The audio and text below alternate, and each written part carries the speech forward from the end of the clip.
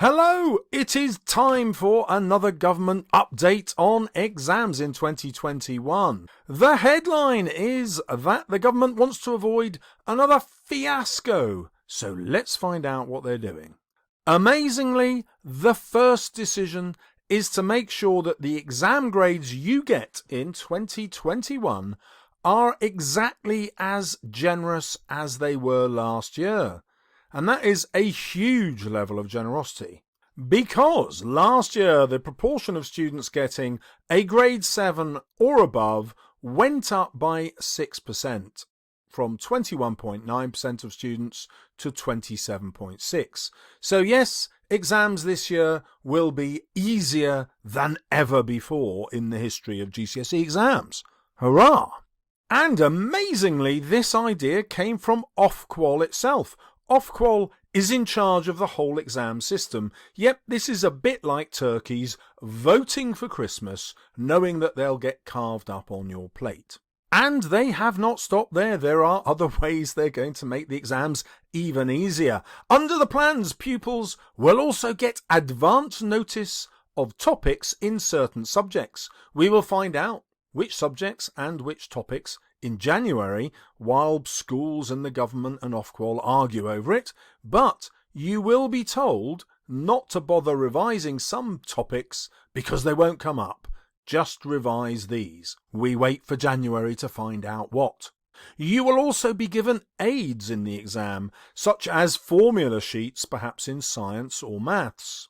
And even better, if you miss an exam paper, the exam boards are going to provide extra ones, which they call contingency ones. So what this means is, if you miss an exam paper, you will be able to do a different version of the same exam in July. Lots of people have been complaining that the exams won't be fair because some students in some regions have had to miss a lot more education. And the government says, yes, that's true, but we couldn't just say that would be different parts of the country. We'd actually be looking at different schools all over the country and would therefore need 3,000 different versions of the exam. That's impossible. So yes, some students will have had more time off by the time we sit the exams. And our decision is therefore to make the exams easier, to put them on a couple of weeks later, to have the contingency papers in July. And so overall, every school will be treated pretty fairly. But just to be sure, the government is going to set up a new expert group, and they've asked me to contribute my ideas.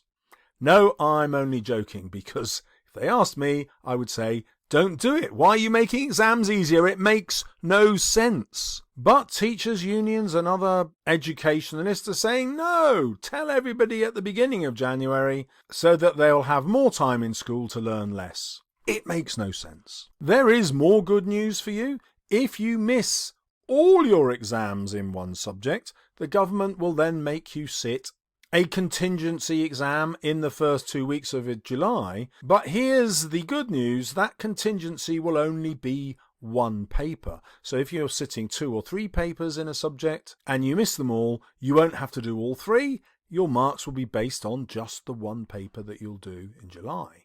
Let's sum up the changes so you're clear. Grade boundaries will be just as easy as last year. There will be limited topics to study in each exam. You will get help sheets like formulae provided in some subjects. There will be a contingency paper in July if you have missed all the others in your subject. So you would then only have to do one paper. There will be further information in January, probably at the end. And what I didn't tell you is that at the moment the government are saying English literature texts will not be allowed in the exam. We're not going to allow that extra bit of help. So here are the grades 9 to 1. And what you'll find is this. Every GCSE student sits the exam. Whatever marks they get, the bottom 26 will get a grade 3, 2 or a 1. And no matter what marks they get, the top 27% will get a grade 7, 8 or 9. Now, if everybody knows what the paper's going to be and which topics they're going to come up, then every single student in the country will have to learn a lot less, which means in the actual exam, every student will earn a lot more marks. So imagine you're doing an exam in any subject, and let's pretend that there are 100 marks that you'd have to get in order to get a grade 9 and 90 marks to get a grade 8 and so on. The difference between each grade would be 10 marks in the exam. Well, that's not too bad. It means that you're very likely to get the marks you deserve. But what happens if you tell all the students what they're going to be examined on and they have to learn a lot less? Well, obviously you're going to get loads of students getting lots of marks. So what you suddenly find is this. Because everybody gets higher marks, the grade boundaries change upwards. So here in my thought experiment, you can see that to get a grade 1, you've still got to get around about 45 marks. Now, these aren't actual marks, remember, they are an experiment in my head. However, I want to illustrate the other thing that will definitely happen. The difference between one grade and the next is going to get much, much smaller. So whereas in the old system you might have a 10-mark difference, in the new system you'll end up with a 5-mark difference. So if the examiner is 1 mark out on a few questions, it's going to make a massive difference to your grade. It's quite possible for you to get mismarked by 2 grades because the margin for error in marking is going to be so small. There just aren't going to be enough marks between grade boundaries to safely distinguish between someone who's got a grade 6 and someone who's got a grade 7 and so on with the other grades. It is going to be a mess. However, the government has stepped in with another solution and said, well, yes, we know it's going to be a mess, so we're just going to give everybody higher grades anyway.